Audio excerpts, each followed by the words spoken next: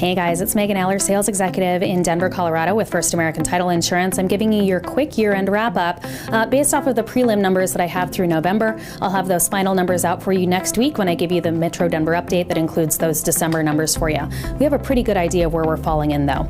Now again, my report's a little bit different. I only cover the 7 Metro Denver counties. I advise you to review the reports that are also put out by RE Colorado and DMAR. Very valuable information, and it's important that you understand the difference between all of them. So this has been a year that we've been watching for shift. Please keep in mind that this has been year 6 of an extreme seller's market in Metro Denver, and it's been very difficult for us to compare this to previous markets in the past because this has really been an exceptional shift. This has been a really exceptional period within our marketplace. So when we look at 2018, I want to compare it to previous years within this real estate cycle and not just the previous month or the previous year. Gosh, we have 6 years of really great data. I want to talk about all of them. So what I've done for you in these graphs is the dark bar in each one of these graphs represents the average that we would expect based off of the numbers that we saw from 2013 through 2017, and then we're reporting in how 2018 fell into the ranks, typically in the light blue bar in the next series of graphs. So detached single family, we're talking about active units, and one of the big conversations that we've been having is waiting for active inventory to go up in Metro Denver, and it hasn't gone up significantly in Metro Denver for those detached single family dwellings. Now if you look at the first half of the year, we were actually deficient of inventory because our market picked up higher, faster, sooner.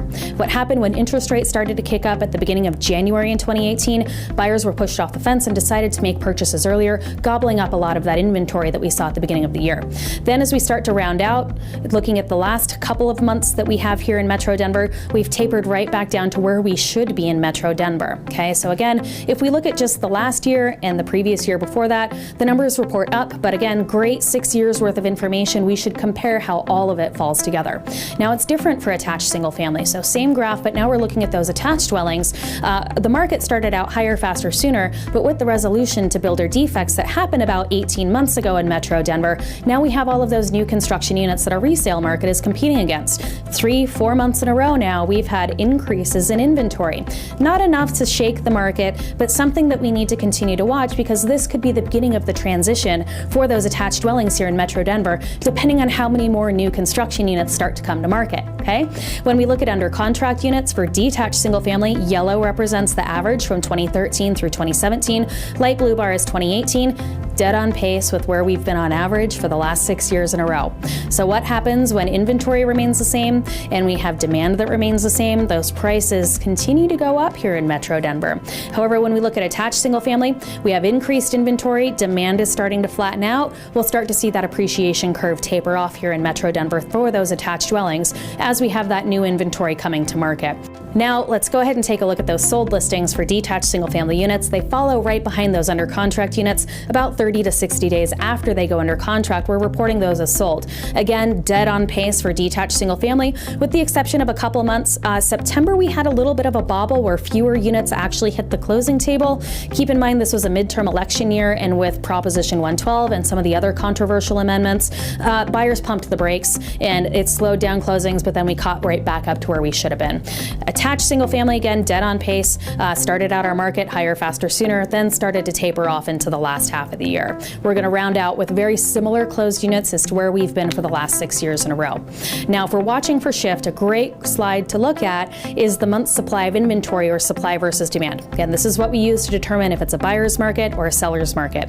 The lower this number is, the more it trends towards a seller's market. The higher it is, the more it trends towards a buyer's market. 6 months equals equilibrium. That means that it's a fair playing field between both buyers and sellers. Okay.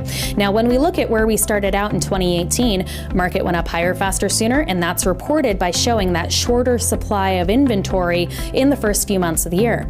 Lo and behold, in September, we had that inventory start to grow again, while under contracts remained relatively the same. Then we had a bit of a surplus, not surplus. Surplus is the wrong word to use. See, even I slip into that sometimes. But we had a little bit more inventory, or a higher ratio of buyers to sellers than what we've seen previously, but not in a significant way, and it dropped back down below average as we got into November. So again, a little bit of that bobble that's showing up here in these numbers as a result of the midterm elections that we saw here this year. If I'm looking into 2019, I'm going to expect that we're going to have a very similar curve, with the exception of shifting interest rates into next year. You need to keep an eye out for those.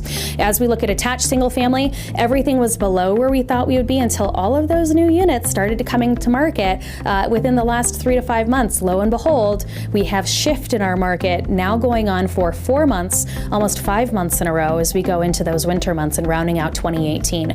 I anticipate that number will be up when I report those numbers for December for you next week, but we came in. We should have seen about 1.3 months worth of inventory in November, but look at that, we're up to 1.8 months, so we're about a half a month higher than what we would expect to be, because we have that new inventory that's coming to market, okay? Let's take a quick look at what's happening with days on market. Days on market were a lot lower than anticipated in the first half of the year. Again, rising interest rates pushing buyers off the fence and into the market. Then rounding out the last half of the year, we came in right on pace with where we should be, okay? Looking at attached single family, same story here. We're still hanging out at right about where we should be, based on some of those precursor pieces of information: increasing supply, higher ratio of buyers to sellers. In the next coming months, if this trend continues, I anticipate average days on market to start to go up, okay? Looking at flash sales and the number of units to go under contract in 7 days or less, here's a great example for detached single family, how it went up higher, faster, sooner. Same thing happened with attached single family, okay? So all in all, what I would say about 2018, based on the numbers that I have so far through November, is that it was actually one of the more extreme years in this cycle that has continued to keep us at these extreme levels of appreciation, being 8 to 10 or 11% overall. It's going to be difficult for us to maintain that same rate of appreciation going into 2019, and I think that it's going to depend on what happens with interest rates. We've heard 6 one way, half a dozen another, if interest rates will start to go up, but I think that it's important that you take note of that and that your buyers are prepared to act quickly if those interest rates go up, so that it does not diminish their overall buying power. This also has an effect on what's happening with sellers. As those interest rates go up, and as prices continue to trend upwards, looking at Metro Denver, what's going to happen is your pool of potential buyers starts to get smaller. It's really important that if you are selling, especially those between $400,000 and $600,000, get to market sooner in 2019 rather than waiting to see if those interest rates go up, because 88% of those buyers require financing to get into homes. So here's your quick year-end wrap-up. Thanks so much for tuning in, guys. I hope you all have a happy new year, and I will look forward to seeing you next week when I have all of the numbers reported through the end of 2018. If there's anything that I can do to help you out, or if you'd like to get a copy of this report, please email me. My email and phone number are at the bottom of this list. My sincere hope is that if I'm able to help you and your buyers, that we'll get to meet them at our closing tables at First American. Thanks so much for tuning in, guys. I'll see you soon.